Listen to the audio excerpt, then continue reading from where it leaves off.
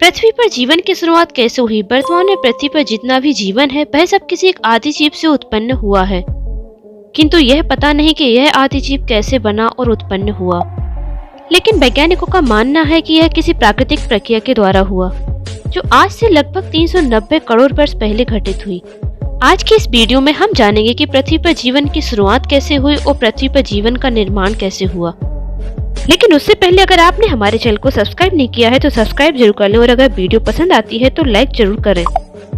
कहा जाता है कि धरती की उत्पत्ति एक बहुत बड़े विस्फोट की वजह से हुई थी।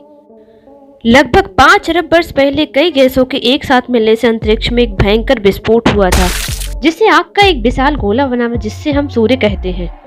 ये धमाका इतना जोरदार था कि चारों तरफ धूल के कण फैल गए और धीरे धीरे गुरुत्वाकर्षण की वजह से ये कण आपस में जुड़ने लगे और इसी प्रोसेस के लंबे समय तक चलने से सौर मंडल का निर्माण हुआ। कुछ समय बाद गुरुत्वाकर्षण के कारण पत्थर और चट्टान आपस में जुड़ने लगे और इन्होंने ग्रह का रूप लेना शुरू कर दिया। वैज्ञानिकों का समूह मानता है कि धूमकेतु और उल्कापिंड जैसे क्षुद्र ग्रहों के टकराने की वजह से ही जीवन की उत्पत्ति हुई और इसी तरह पृथ्वी पर दूसरे ग्रहों का निर्माण हुआ। आज से लगभग 4.54 अरब वर्ष पहले पृथ्वी का तापमान 1200 डिग्री सेल्सियस था। ऐसे समय में धरती पर उबलता हुआ लावा, चट्टानें और कई जहरीली गैसें हुआ करती थी।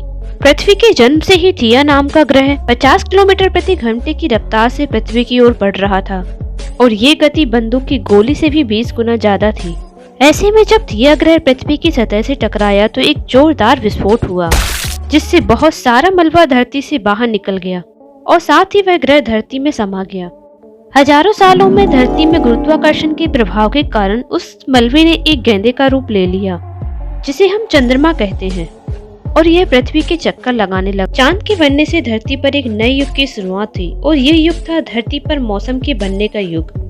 यहीं से मौसम की शुरुआत हुई। चांद धरती को स्थिर रखता है और उसके मौसम को भी बनाए रखता है। चांद के होने के कारण ही धरती अपनी धुरी पर अच्छे से घूम रही है। दरअसल जिस चक्र से चांद बना था उसकी वजह से धरती एक ओर मुड़ गई और एक नई चीज मिली, वो थी मौसम।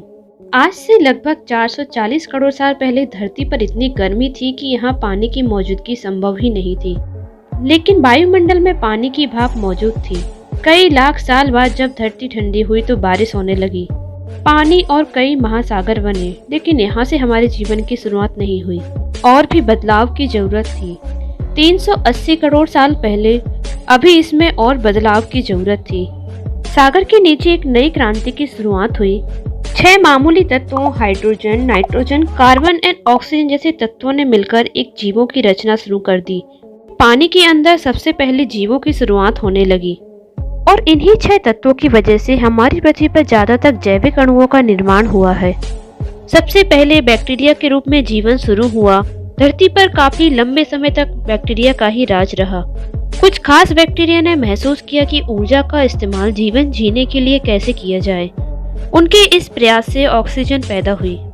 ऑक्सीजन के आने से धरती पर जीवन की एक नई लहर ने जन्म ले लिया।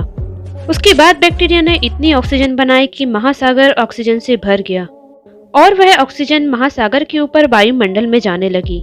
इसके बाद इस घटना से जीवन के विकसित होने में एक रफ्तार आ गई। आज से लगभग 550 करोड़ साल पहले वायुमंडल में ऑक्सीजन का लेवल 0 से 13% तक पहुंच गया था और ऑक्सीजन के साथ ही वायुमंडल में एक ओजोन लेयर बनने लगी, जो हमें सूर्य की खतरनाक लेयर रेडिएंस से बचाती है। मात्रा बढ़ी और जीव जंतुओं का विकास भी शुरू हो गया। करीब 50 करोड़ साल पहले समुद्र में सबसे पहले एक कांटे वाली मछली पैदा हुई और इस तरह देखा जाए तो ये मछलियां ही हमारी पूर्वज हैं। असल में आज सारे रीढ़ वाले जीव इन मछलियों के आधारभूत हैं। ऑक्सीजन के कारण जल से निकलकर पौधे धरती पर उगना शुरू हो गए और करीब आज से लगभग 40 करोड़ साल पहले जीवों ने भी धरती को अपना ठिकाना बनाना शुरू कर दिया। धरती पर फैलने में महासागरों में से सबसे पहले बाहर आए एम्फीबियंस, फिर इनसे रेप्टाइल्स यानी कि सरीसृप। यह पृथ्वी की दूसरी जगह भी बसने लगे और धीरे धीरे नए नए जानवरों का विकास होता गया और उनके नए नए अंग विकसित होने लगे, जिससे धरती पर जीवन की शुरुआत होने लगी।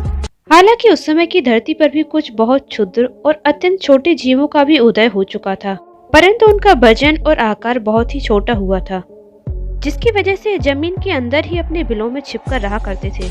आज से लगभग 1600 करोड़ साल तक डायनासोर धरती पर राज किया करते थे और उसी दौर में धरती पर लकड़ी के सख्त जंगल पैदा हुए। डायनासोर के काल में दुनिया भर की जमीन एक ही जगह पर जमा थी, जिसके चारों ओर समुद्र होता था जिसे पैंजिया कहते थे। लेकिन अब वह अलग होने लगी थी। लगभग 6.5 करोड़ साल पहले एक करीब 10 किलोमीटर लंबी चौड़ी एक उल्कापिंड धरती से टकराई, जिससे चारों ओर आसमान में धूल के बादल छा गए। धूल के इन बादलों से लंबे काल तक सूर्य की किरणें धरती को छू तक नहीं पाईं और इसी के चलते तापमान तेजी से गिरने लगा, जिससे धरती के विशालकाय जीव डायनासोरों का अंत होने लगा। डायनासोर के खत्म होने के कुछ साल बाद सबसे पहले बंदर अस्तित्व में आए।